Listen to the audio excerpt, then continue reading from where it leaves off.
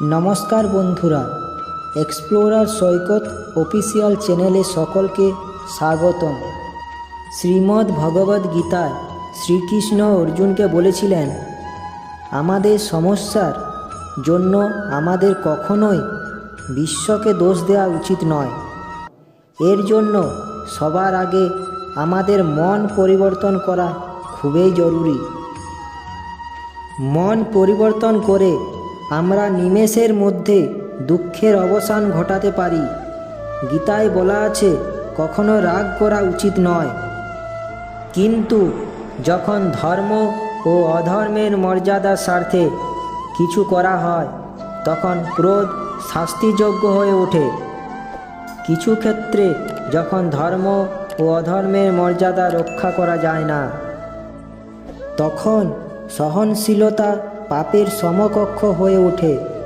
এরপর শ্রীকৃষ্ণ গীতায় বলেছেন, দুর্বল মানুষরাই শুধু ভাগ্যের উপরে ছেড়ে দেন, কিন্তু যারা সত্যিকারের মনের জোরে সব সমস্যার মোকাবিলা করেন তারা নিজের উপরে বিশ্বাস রাখেন, ভাগ্যের উপরে নয়।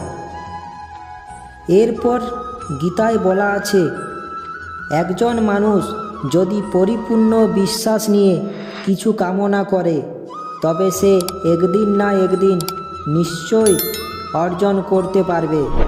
কখনো ধৈর্য হারালে চলবে না, বরং নিজের উপর বিশ্বাস রেখে এগিয়ে চলতে হবে।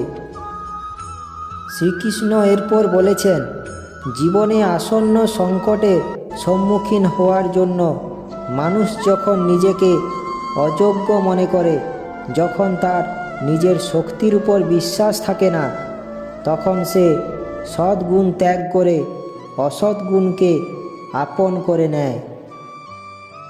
সম্ভবত মানুষের জীবনে কলুষ ভিত্তি তখনই জন্ম নেয় যখন তার অন্তরে আত্মবিশ্বাস থাকে না। আত্মবিশ্বাসই সৃষ্টির ধারণ করে। জানেন কি এই আত্মবিশ্বাস কাকে বলে? যখন মানুষ বিশ্বাস করে যে জীবনের যুদ্ধ তাকে দুর্বল করে তোলে, তখন তার নিজের উপর বিশ্বাস থাকে না। সে যুদ্ধ অতিক্রম করার বদলে যুদ্ধ থেকে পালিয়ে যাওয়ার উপায় খুঁজতে থাকে। কিন্তু যখন সে বুঝতে পারে এই যুদ্ধ তাকে অধিক শক্তিশালী করে তোলে, ঠিক যেমন ব্যায়াম করলে দেহের শক্তি বৃদ্ধি পায়, তখন প্রত্যেক যুদ্ধের সঙ্গে তার উৎসাহ বৃদ্ধি পায়।